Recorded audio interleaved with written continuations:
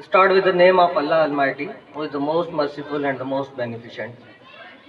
First of all, मां सभिनी उस्ताद साहिबान जो स्पेशली टीओ साहब जो ऐं टीओ साहब जो शुक्रगुज़ार आहियां जंहिं हिन प्रोग्राम में असांखे मदू कयो ऐं हिकिड़ी सुठी उमेद खणी आहियूं असां। जीअं त रिसेंटली मुंहिंजी खैरपुर ज़िले में ट्रांसफ़र थी आहे, हिकिड़ी तालीमी हवाले सां हिकिड़ो सुठो मक़सदु सुठो ऑब्जेक्टिव खणी आया आहियूं त असांजे जेका नौजवान नस्ल आहे, असांजा ॿार जेके आहिनि उनखे सुठी तालीम ॾिजे। मॉनिटरिंग जे हवाले सां बि काफ़ी उन्हनि में असांजे उस्ताद साहिबान जो ताउन रहियो आहे असां सां, ऐं हिकिड़ी सुठी उमेद कयूं था त उहो ताउन ऐं जेका मोहबत आहे उहो रिश्तो क़ाइमु रहंदो हिन हवाले सां, ताकी तालीमी निज़ाम खे पंहिंजे खे बहितर करे सघूं। हिकिड़ो चाइनीज़ कोटेशन आहे, हिकिड़ी चाइनीज़ हिकिड़ो फिलोसोफर आहे, उन खां कंहिं पुछियो त अगर शॉर्ट टर्म असांखे फ़ाइदो वठणो हुजे, 6 महीननि जो असांखे फ़ाइदो वठणो हुजे, कंहिं शइ मां ऑब्जेक्टिव्स वठिणा हुजनि, बेनिफिट्स वठिणा हुजनि त छा कजे? त उन चाइनीज़ हिकिड़े फिलोसोफर चयो त 6 महीननि जे फ़ाइदे वठण जे लाइ सारियूं पोखियो, सारियूं चांवर जेके हूंदा आहिनि उहे पोखियो। उन मां जेको आउटपुट मिलंदो, हिकिड़ो अनाज बि मिलंदो ऐं हिकिड़ी इनकम बि ईंदी, हिकिड़ी हैंडसम अमाउंट अगरि उनखे माण्हू सोल्ड आउट करे सघे त पंहिंजे घर जो अख़राजात बियर करे सघे थो।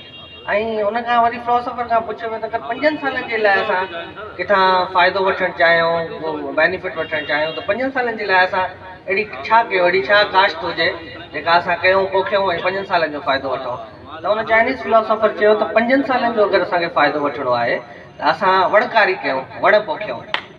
ठीकु आहे साईं, वण पोखण सां चए थींदो हुनजा बेनिफिट्स पंहिंजा आहिनि, हुन मां आउटपुट मिले थो, 5 सालनि में वण तयारु थिए थो, कंहिंखे छांव बि ॾिए थो। वणनि जा ॿिया बि जेके फ़ाइदा आहिनि, उहे जंगलात जा वणनि जा जेके माहिर आहिनि, बॉटनी सां तालुक़ु रखनि था, असांजा उस्ताद साहिबान उन्हनि जे बि इल्म में हूंदी त उनजा कहिड़ा फ़ाइदा आहिनि।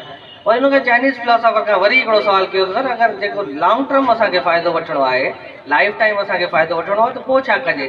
चई त लाइफ टाइम अगरि तव्हांखे फ़ाइदो वठिणो आहे, बेनिफिट वठिणा आहिनि त पंहिंजे नंढनि खे तालीम जे ज़ेवर सां नवाज़ियो। तालीम जेको आहे तमामु जेका आहे third I of human being आहे ऐं हर इंसान जी 3 अख आहे। ऐं हिकिड़ो सुठी उमेद खणी आया आहियूं त असांजे जेके नंढा आहिनि उनखे तालीम जो मैसेज ॾिनियूं वञूं ऐं उहे महिनत कनि। ऐं माशाल्लाह उन तालीम सां लॻोलॻ ॿियूं जेके अदर एक्टिविटीज़ आहिनि, जीअं असां ॾिठोसीं नंढनि ॿारनि माना जहिड़े तरीक़े सां परफॉर्म कयो, ॾाढो बहितरीनु हुन में टैलेंट आहे। असांजे टैलेंट खे पॉलिश करणु खपे, उनजी सपोर्ट करणु खपे, उनजी हिमत अफ़ज़ाई थियणु खपे। ऐं उन सां ई जेके असांजा नंढा आहिनि, मुस्तक़बिल जा महिमार आहिनि, उहे सुठियूं मंज़िलूं वठंदा। उन्हनि में अंग्रेज़ी में बि ॿारनि तकरीरूं कयूं, स्पीचिस कयूं, न्याणियुनि निर्णयनि कयूं। उन में सॼो जेको डेडिकेशन वञे थो, डेडिकेटेड जेके टीचर साहिबान आहिनि असांजा, मूंखे टीओ साहिबु ॿुधायो त मिस आहे, मैडम आहे, उनजी महिनतूं आहिनि मुंहिंजे तरफ़ां। ॿियो वरी जेको प्रोग्राम ऑर्गेनाइज़ कयो आहे, जिन्हनि टीचर्स असांजा क़ाबिल एतिराम उस्ताद साहिबान जेके आहिनि, उन्हनि जूं महिनतूं आहिनि, उहे जसिल आहिनि, असांजो उन्हनि सां दुआऊं आहिनि। ऐं अॻिते बि इहे अहिड़ा प्रोग्राम थींदा रहनि ऐं असांजे टैलेंट खे जेको आहे सो ईअं हिमथायो वञे ऐं हिकिड़ी सुठी रोशनी, इल्म जी जेका रोशनी आहे उहा हर ॿार ताईं पहुचे विदाउट एनी काइंड ऑफ मतिलबु डिफरेंस। हर ॿार जो ओतिरो ई हक़ आहे। तालीमी इदारा जो खुलिया आहिनि साईं असां त हिकिड़ो सुठी गवर्नमेंट जे तरफ़ां हर शइ, सभु सहूलियतूं असां वटि मुयसरु आहिनि, बिल्डिंग्स आहिनि, उस्ताद आहिनि ऐं टीचर साहिबान आहिनि, शागिर्द आहिनि। त हिकिड़ो मैसेज इहो ई असां कन्वे करणु चाहींदासीं वरी बि एजुकेशन जो, तालीम जे हवाले सां पंक्चुअलिटी, डेडिकेशन, डिसिप्लिन जेको आहे उहो हुजणु खपे ज़िंदगी में। ज़िंदगी में हिकिड़ा गोल्स हुजणु खपनि, उहे अचीव थियणु खपनि। ऐं इहे लफ़्ज़ चई मां भई जॻहि वठंदुमि ऐं thanks again, thanks for all of U.